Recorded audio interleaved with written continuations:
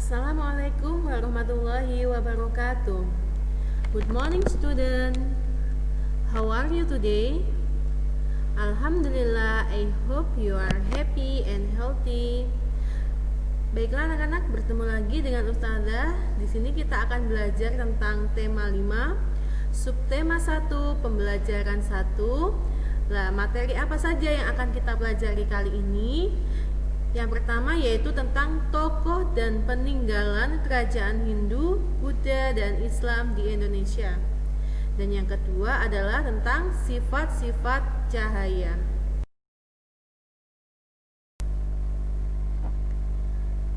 Oke, baiklah. Materi pertama kita yaitu tentang tokoh peninggalan kerajaan Hindu, Buddha, dan juga Islam yang ada di Indonesia. Peninggalan yang mereka wariskan bukan hanya benda bersejarah, tetapi juga pemikiran dan nilai-nilai perjuangan yang telah menginspirasi bangsa Indonesia.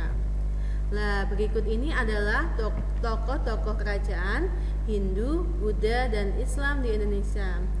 Yang pertama ini adalah Sultan Iskandar Muda. Nah, Sultan Iskandar Muda ini berasal dari kerajaan Aceh.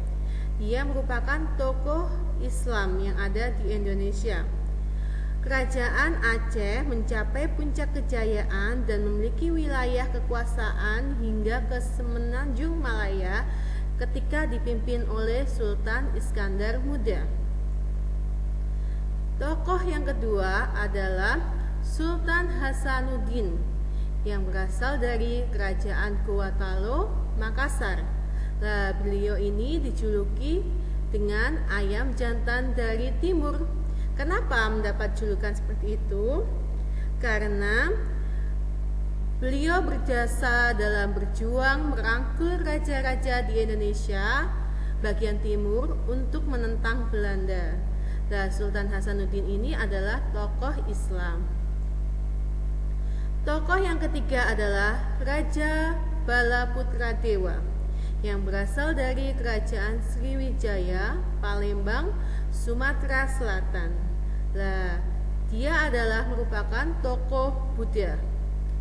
Jasanya apa? Ketika dipimpin oleh Raja Balaputra Dewa, Sriwijaya mencapai zaman keemasan. Sriwijaya juga sebagai kerajaan maritim dan pusat perdagangan di Asia Tenggara. Selain itu, Sriwijaya juga dikenal sebagai pusat pendidikan dan penyebaran agama Buddha. Dan yang keempat ini adalah ada yang namanya Raja Hayam Wuruk beserta Patih Gajah Mada. Dua orang ini berasal dari Kerajaan Majapahit. Kerajaan Majapahit ketika dipimpin oleh Raja Hayam Wuruk, Raja Hayam Wuruk ini merupakan raja yang paling terkenal daripada raja-raja lainnya yang pernah memimpin kerajaan Majapahit. Majapahit mencapai masa kejayaan dan menguasai seluruh wilayah Nusantara, ditambah Singapura dan Semenanjung Malaya ketika dipimpin oleh Raja Hayam Wuruk beserta dengan Patih Gajah Mada. Lah, sumpah yang terkenal oleh Patih Gajah Mada yaitu Sumpah Palapa.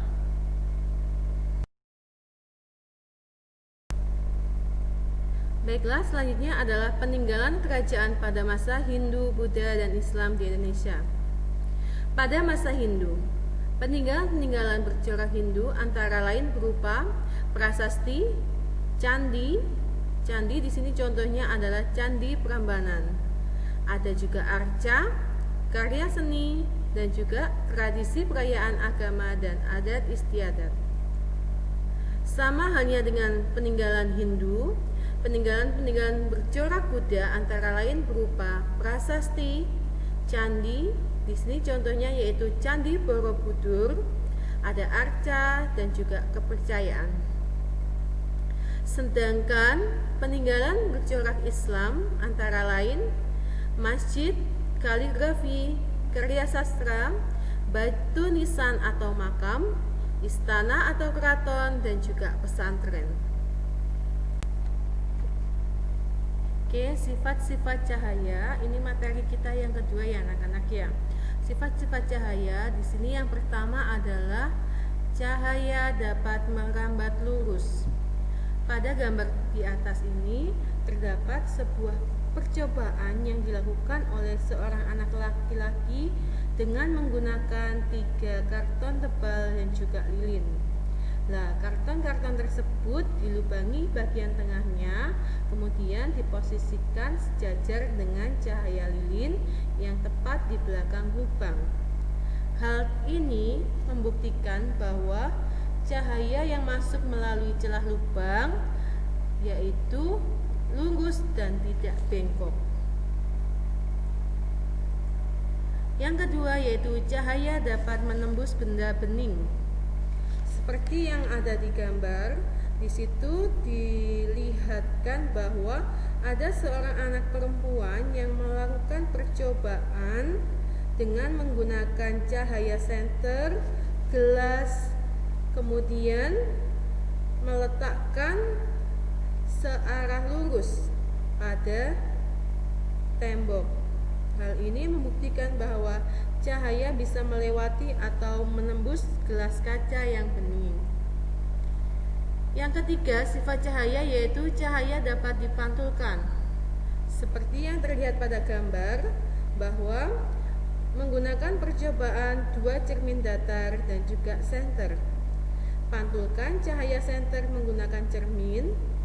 Di sini dapat terlihat bahwa di ruangan gelap apapun, kamu bisa melihat cahaya yang akan terpantul ke arah yang berlawanan, sehingga dapat disimpulkan bahwa cahaya dapat dipantulkan. Yang keempat yaitu sifat cahaya dapat dibiaskan.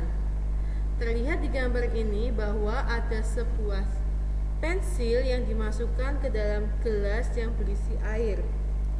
Nah, pensil tersebut membuktikan bahwa cahaya bisa dibiaskan. Kenapa? Pensil akan terlihat seperti patah, padahal aslinya tidak patah. Nah, ada 4 hal ini ya, merupakan sifat-sifat dari cahaya.